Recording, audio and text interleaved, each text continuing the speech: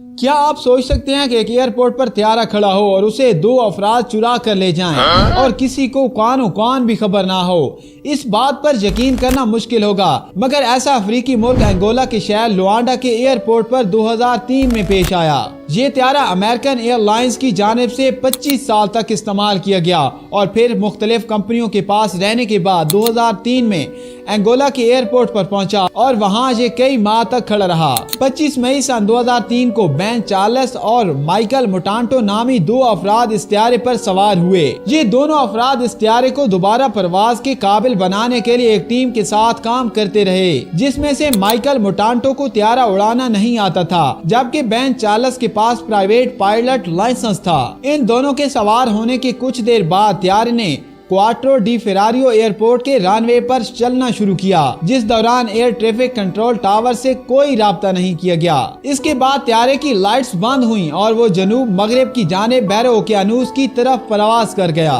त्यारे का ट्रांसपोंडर भी बंद था। ट्रांसपोंडर से ये मालूम होता है कि त्यारा कितनी बुलंदी पर है और इसकी पोजीशन क्या है। जब त्यारा गायब हुआ तो उसमें 14,000 गैलन ईंधन मौजूद था, जिसकी मदद से वो 1500 मील तक प्रवास कर सकता था। प्रवास के बाद त्यारा पुरअसरार तौर पर गायब हो गया और उसके बाद कभी उसका या चोरों का सुराग नहीं मिल सका और ये अभी तक मुअम्मा बना हुआ है। इसमें ज्यादा हैरान कुन बात ये थी कि बोइंग 727 त्यारे को उड़ाने के लिए 3 तरबियत याफ्ता अफराद की जरूरत होती है और फिर भी इसे 2 अफराद ही ले उड़े। त्यारे की गुमशुदगी का वाकया अमेरिका में 9/11 हमलों के लगभग 2 साल बाद हुआ था और इससे अमेरिकी सिक्योरिटी इदारों में खलबली मच गई थी। उस जमाने में करन अफ्रीका में अमेरिकी फौज के कमांडर मेजर जनरल मस्टिन रॉबिन्सन ने कुछ साल बाद एक इंटरव्यू में बताया कि ये कभी वाज़ेह नहीं हुआ कि इस त्यारे को किस लिए चुराया गया। क्या इसका मकसद मालकान की जानिब से इंश्योरेंस फ्रॉड करना था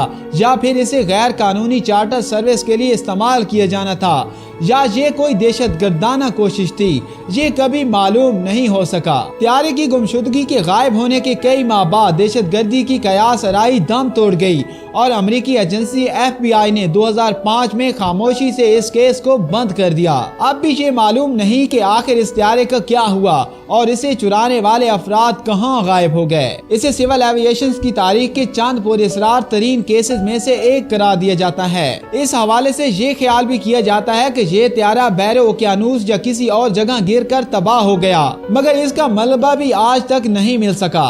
नाज़रीन इकराम, आज की ये मुनफरिद वीडियो जानकर आपको कैसा लगा हमें कमेंट सेक्शन में जरूर बताइएगा। मिलते हैं किसी नेक्स्ट वीडियो में, तब तक के लिए अपना ख्याल रखिएगा। अल्लाह निगहबान।